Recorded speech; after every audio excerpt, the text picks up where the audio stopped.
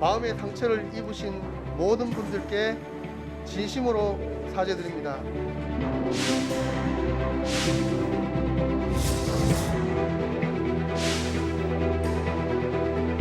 시민 한 사람 한 사람의 존엄을 지켜줄 수 있는 철학과 가치, 이것이 바탕이 돼야 된다.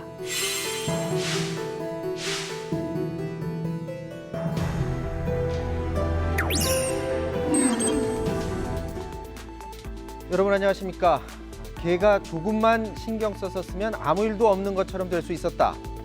변창흠 국토부 장관 후보자의 과거 구의역 사고에 대한 이 발언이 파장을 일으켰죠.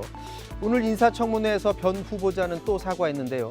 과연 변 후보자는 청문회를 통과할 수 있을지, 여야는 이 문제를 어떻게 바라보는지 알아보겠습니다. 사사건건 시작합니다.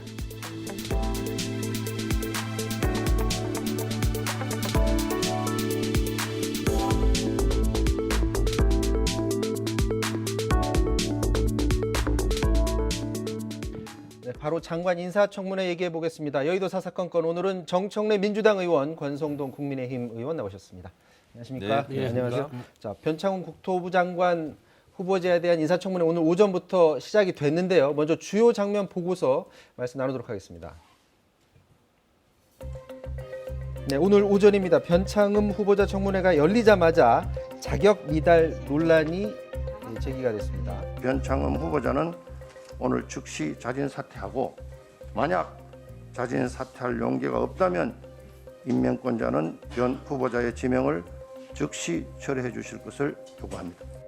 역대 정부의 많은 장관 후보자들이 인사청문회에 섰지만 이러한 7대 항목에 하나도 저촉되지 않는 후보자들은 매우 드물었다는 사실만 봐도 변창흠 후보자의 장관으로서의 자격은 충분하다고 저는 생각합니다.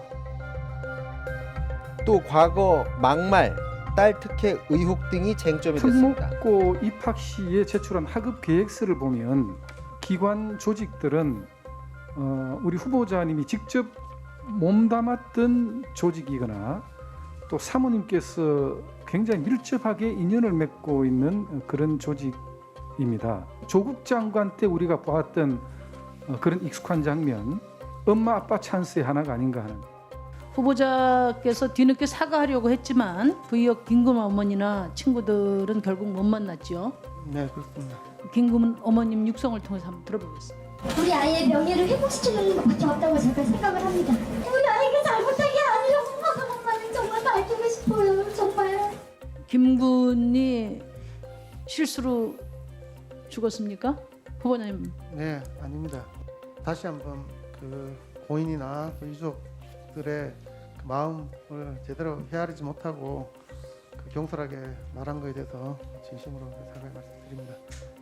이제 그런 사과 갖고는 안 될 겁니다. 네. 자, 이번 인사청문회에서 가장 관심을 받는 인물이 이 변창흠 후보자인데, 통상 이제 인사청문회 같은 걸 하면 뭐 재산을 어떻게 축적했느냐, 뭐 아니면 아파트를 뭐 옮기는 과정에 어떤 문제가 있었느냐, 자녀 입시 과정에 비리가 있느냐, 이런 문제들을 보통 제기가 되고 그게 주요 쟁점이 됐는데, 이번에는 이제 막말 논란이 최고 쟁점이 됐습니다.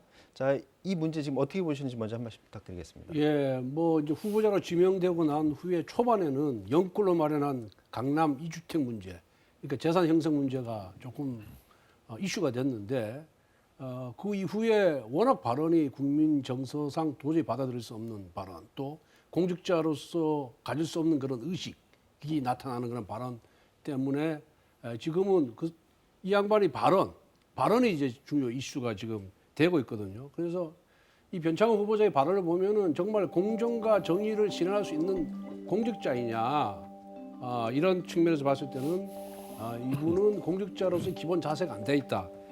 그래서 정말 문재인 정부가 양심이 있다면, 염치가 있다면은 처리하는 게 맞다, 이렇게 생각합니다.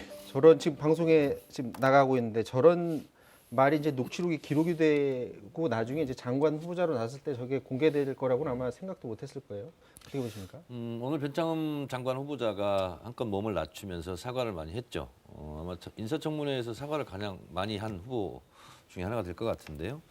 저도 그 발언에 대해서는 동의하기 좀 어렵고 부적절하다고 생각을 하고, 사과를 진정성 있게 했으면 좋겠다, 이제 이런 생각을 하고 있었는데, 오늘 어쨌든 사과는 좀 많이 한 것 같습니다.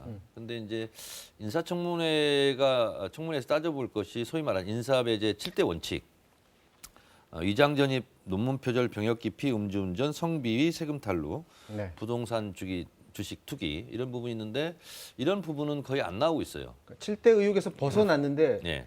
그 이제 막말은 그동안 크게 논란이 안 되었었기 때문에 네네네. 저런 말까지 후보자가 하나 부분에 이제 국민들이 관심이 많은 거예요. 근데 좀 이따 이제 말씀을 드리겠지만 본인이 이제 부적절한 발언을 한 것도 있고 또 오해 소지가 있는 것도 있고 또 거두절미해서 딱 잘려서 나간 부분도 있고 본인은 오늘 제가 인사청문회 계속 보고 있었거든요. 네. 그래서 여지없이 뭐 사과할 부분은 사과를 하고 또 해명할 부분은 좀 해명을 하고 있는 것 같습니다. 근데 이제 국민들이 그런 사과를 어떻게 받아들이느냐 그걸 좀 더 추격해서 보면 예를 들어서 김용균 씨 어머니 같은 분이라든지 이런 분들이 어떻게 받아들이느냐 부분도 관심입니다. 그래서 변창 후보자 같은 경우에 어제 정의당 의원들을 찾아가서 사과를 했어요. 근데 그 자리에 김용균 씨 어머니는 자리에 계시질 않았는데 아무래도 좀 급한 마음에 현장까지 이제 직접 달려가서 사과를 한 것 같은데 저렇게 사과를 하는 모습은 이제 국민들한테 보여지는 거고 저런 것을 통해서 이제 구역 사고 그 당사자들이라든지 아니면 뭐 김용균 씨 어머니라든지 이런 분들이 어떻게 받아들였느냐가 여론 형성이 굉장히 중요한 것으로 보여지는 거예요. 그렇습니다. 아마 저기 정의당 농성 현장을 찾아간 것은 정의당의 데스노트에 오르면은 그러니까 후보 부적격자 명단에 오르면은 지금까지 장관으로 취임한 예가 별로 없었거든요. 그래서 거기서 벗어나기 위한 술수로 저는 찾아간 것이다 이렇게 생각을 하고요. 진정하게 사과를 하겠다 그러면 사전에 약속을 하고 가야죠. 근데 무작정 찾아간 거예요. 그러다 보니까 우리 구역 사고 피해자의 어머니도 만나지 못하고 그냥 돌아온 것이고 그다음에 7대 공직자 배제 사유에 해당이 안 된다 그러는데 그것보다 더 중요한 것이 국민 정서입니다. 이분들이 평소 어떤 생각을 갖고 있느냐, 어떤 공직관을 갖고 있느냐, 그리고 국민에 대해서 어떤 생각을 갖고 있느냐가 중요한데 이분은 정말 공직자로서는 가져서는 안 될 그런 발언을 다 했어요. 돈 없는 가난한 사람들이 외식하겠냐, 미쳤다고 외식하겠냐. 그 다음에 환경단체 동원해서 어떻게 좀 해봐라. 그리고 LH 공사 사장을 역임하면서 그 본사가 진주에 있지 않습니까? 네. 진주에는 한 달에 7일밖에 근무를 안 해요. LH 공사 사장이 장관이 아니기 때문에 이 서울에 주로 와 있을 이유가 없는 거거든요. 뭐 그런 문제라든가 그 다음에 그 구역 사고 관련돼 가지고 그 피해자의 마치 잘못인 것처럼 이런 인식을 갖고 있는 것 결국은 이것이 이러한 차별적인 사고 또 좀 가난하거나 지위가 낮은 사람에 대한 이런 무시하는 그런 태도 이런 것이 장관으로서는 적격성이 전혀 없다 그렇게 생각합니다. 국민들이 저런 사과의 모습 오늘 굉장히 많이 보여주긴 했습니다만 네. 여론이 어느 정도 좀 뒷받침이 돼야 되지는 않을까요? 그런 과정을 통해서? 여론은 또 이제 언론 보도가 이제 뭐 문제겠죠. 근데 저는 정의당 그 농성장에 사전에 조율을 하고 찾아갔으면 좋았겠다라는 생각이 이제 들었는데 네. 사전에 조율을 시도를 했는지 뭐 간다고 했는지 오지 말라고 했는지 그건 뭐 아직 저는 잘 모르겠어요. 그러나 어쨌든 사전에 이렇게 조율하고 가는 게 맞다. 그런데 이제 예를 들면 이런 거죠. 이런 게 또 문제예요. 사과하라. 그래서 이제 사과를 하러 거기까지 가는 거 아닙니까? 네. 후보자로서는 얼마나 좀 수모스러운 현장이겠어요. 그렇지만 갔어요. 근데 사과를 했으면 사과를 또 우리는 못 받아들이겠다. 그럼 또 사퇴해라. 또 이렇게 해요. 후보로서는 그러면 후보의 입장을 보면 그럼 어떻게 하라는 거냐. 좀 이럴 수도 있거든요. 그래서 오늘도 보니까 계속 진정성 있게 사과를 하고 있기 때문에 그 부분은 좀 받아주셨으면 좋겠다 이런 거고요. 방금 권성동 의원께서 말씀하신 못 사는 사람들이 밥을 집에서 해서 먹지 미쳤다고 사서 먹느냐. 이건 이제 오해 소지가 분명히 있고요. 또 못 사는 사람들 뭐 이렇게 좀 약간 거친 발언이 이렇게 있는데 이 발언은 제가 좀 알아보니까요. 어떤 뭐 아파트라든가 지면 공유 식당이라는 게 있지 않습니까? 예를 들면 구내식당 같은데 그걸 따로 하는 게 아니라 개별 집에 다 넣어줘야 된다라는 공유 그 얘기를 식당이라는 하려고 게 있대요. 네.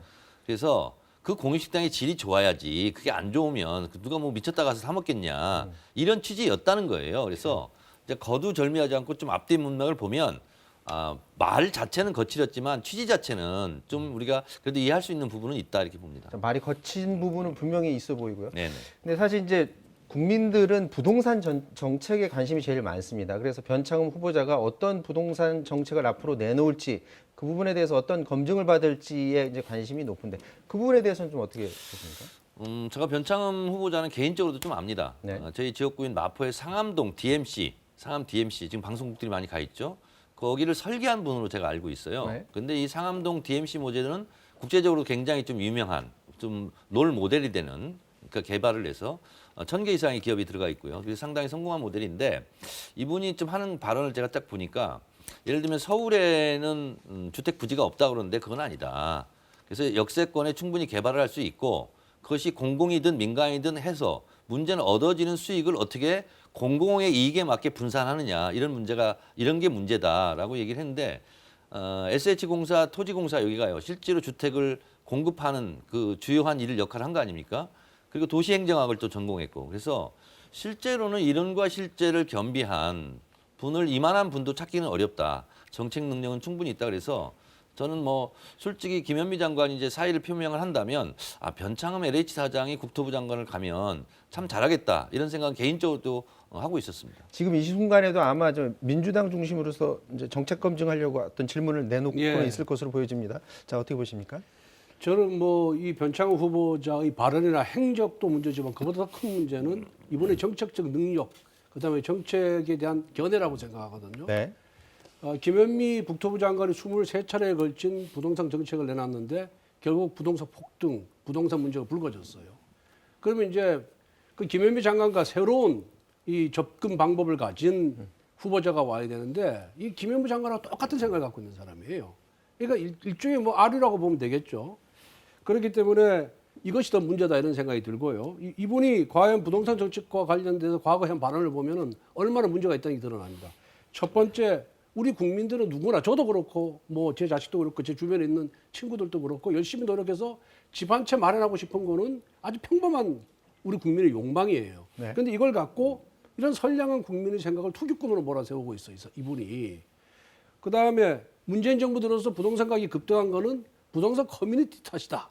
이렇게 책임을 정부에 두지 않고 부동산 커뮤니티, 그러니까 부동산 중개업소라든가 여러 가지 뭐 온라인 사이트 여기다가 핑계를 대고 있고요. 두 번째 보면은 우리나라에서 고령자일수록 보수 정당 지지율이 높은 이유는 보수 정당일수록 각종 개발 사업과 규제 완화를 적극적으로 추진하기 때문에 자신들의 주택 자산 가치를 상승시킬 수 있을 것으로 기대하기 때문에 이 부동산 가격을 올린다. 이런 식으로 지금 또 생각을 하고 있고요.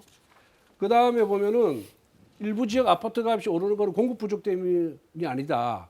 또 중대형 아파트 수요는 주택 과소비 전형이며 투기적 수요가 대부분이다. 이런 식으로 얘기를 하고 있거든요. 네. 아니 어떻게 넓은 평수에 살고 있는 사람들이 전부 투기하는 겁니까? 좀 더 안락한 삶을 위해서 또 가족들이 많으면은 그 가족들에게 좀 더 편안한 삶을 위해서 중대형 평수를 찾는 건데 그걸 전부 투기라 보는 거예요.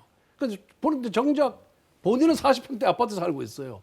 그렇게 중대형 아파트를 요구하는 사람을 투기꾼이나 몰아세우면서 자기는 40평대 아파트를 살고 있단 말이에요. 이게 아주 모순적이죠. 네네. 그렇기 때문에 이분은 지금의 이런 부동산 대란을 해결할 정책적 능력이 없는 사람이에요. 왜? 김현미 장관이나 김수현 전 정책실장과 똑같은 생각을 갖고 있기 때문에 그렇습니다. 지금 앞서 그 권덕철 복지부 장관 그 후보자라든지 전해철 장관 후보자 같은 경우에는 이제 어쨌거나 이제 보고서가 채택이 됐는데 지금 그 국민의힘에서 하는 그 뉘앙스로 봐서는 보고서가 채택이 안 될 가능성이 높아 보입니다. 지금 현장에서의 목소리도 그렇고 이쪽에 계속 나와서 말씀하시는 아니 권성동 의원님 좀 말씀하셨는데 저도 좀 말할 기회를 주세요.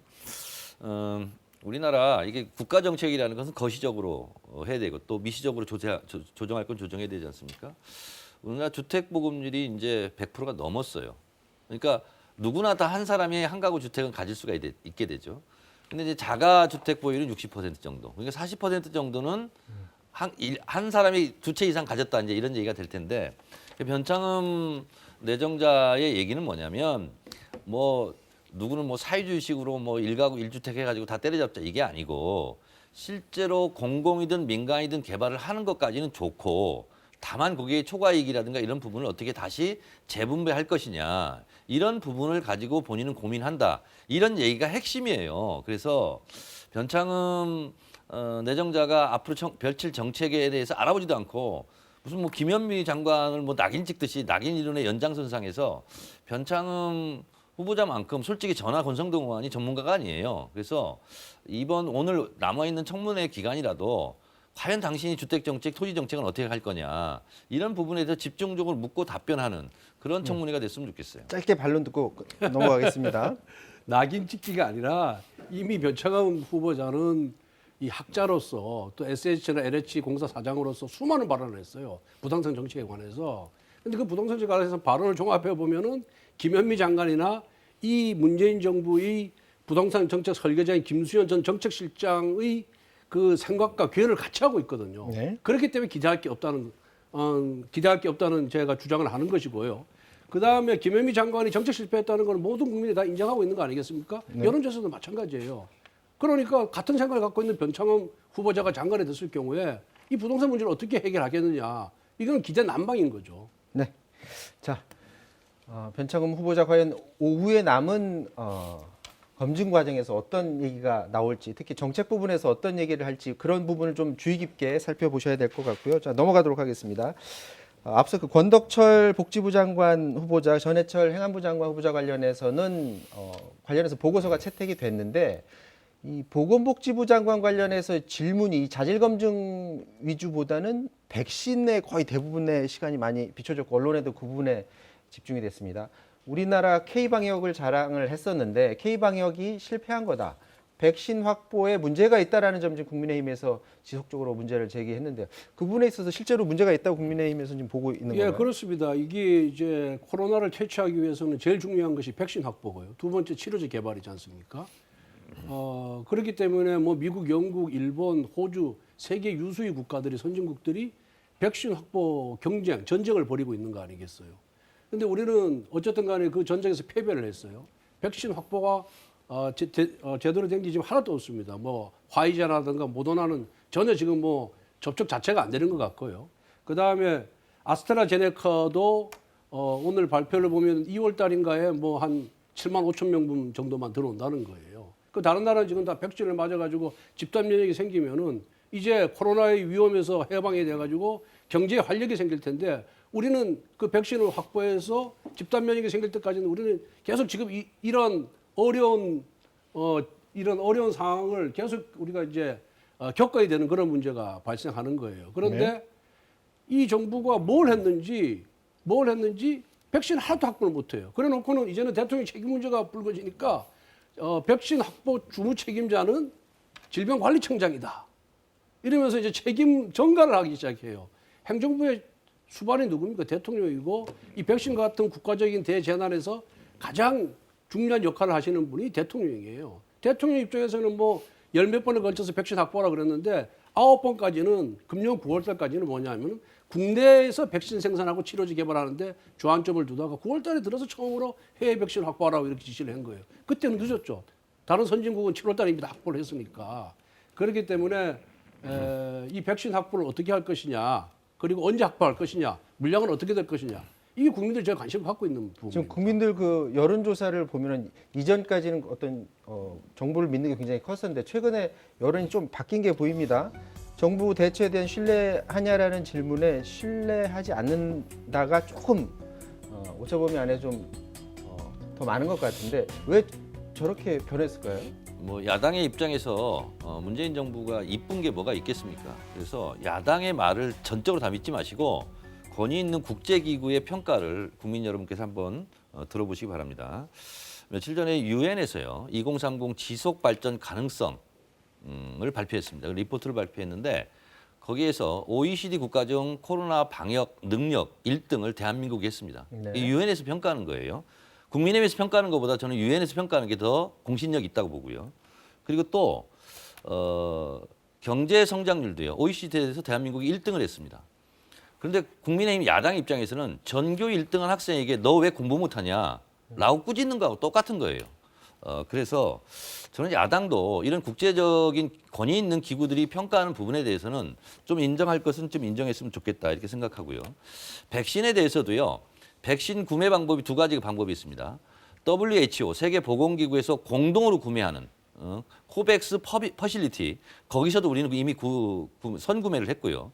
그다음 민간에서도 하는 두 가지 영역이 있는데 아스트라제네카 같은 경우는 구매 계약이 지금 비밀 유지가 되고 있다는 거예요. 아까 7만 5천 얘기했는데요.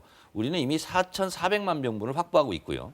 그리고 야당에서는 계속 대통령이 뭐 손 놓고 있다고 그러는데 이미 2월, 3월, 4월 그리고 빌 게이츠 회장 만날 때부터 계속 백신은 과다할 정도로 확보해라. 라는 게 대통령이 지금 다 얘기한 건데 그런 사실을 외면하고 마치 대통령이 손 놓고 있었던 것처럼 얘기하는 것은 전형적인 가짜뉴스성 비난이다. 이렇게 생각을 합니다. 누가 봐도요.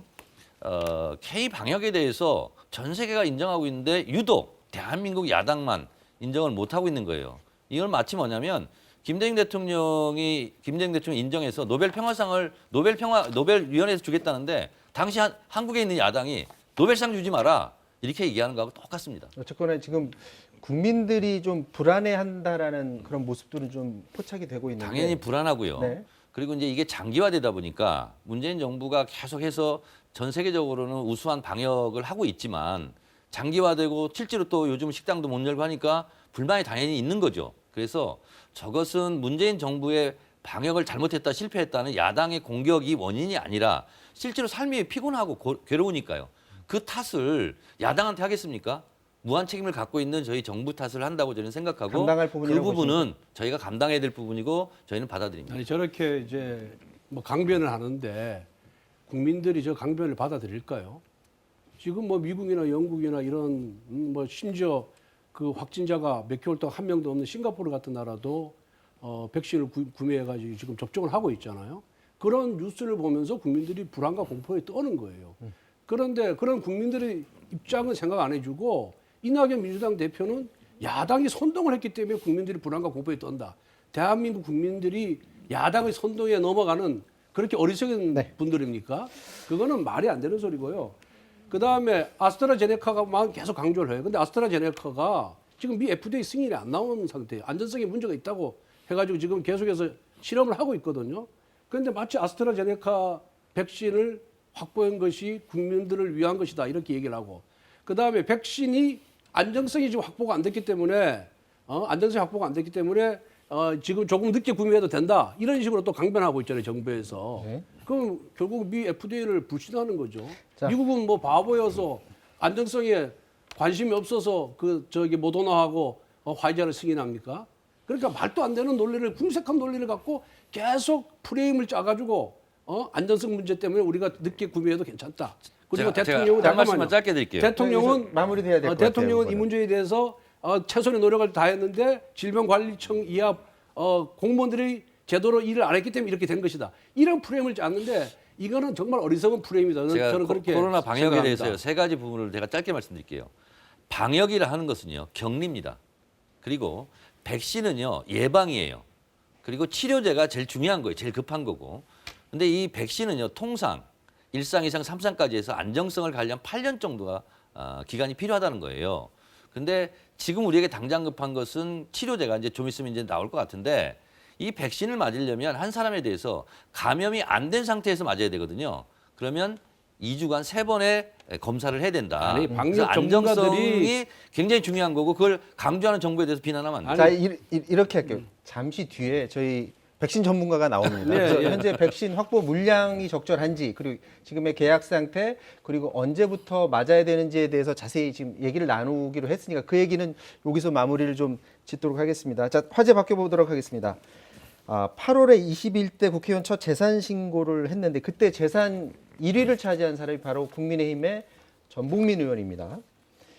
재산을 축적하는 과정에서 아버지한테 일감 몰아주기, 일감 떼어주기를 받았다라는 그런 의혹을 받고 있고요. 그리고 최근에 MBC에서 취재해서 보도한 그 과정에서 그러니까 전북민 의원의 아버지가 3천만 원을 건네주면서 그러니까 직접 주지는 않았죠. 3천만 원으로 보도를 무마하려는 듯한 그런 모습을 보여주면서 큰 파장이 일었었는데 자, 이 사건을 보고서 특히 어디가 문제가 가장 크다고 보시는지요? 그러니까 국민의힘 같은 경우는 박덕흠 의원이나 네. 전북민 의원 같은 경우가 문제가 불거지면 꼬리 자르기 하면서 탈당을 합니다. 네.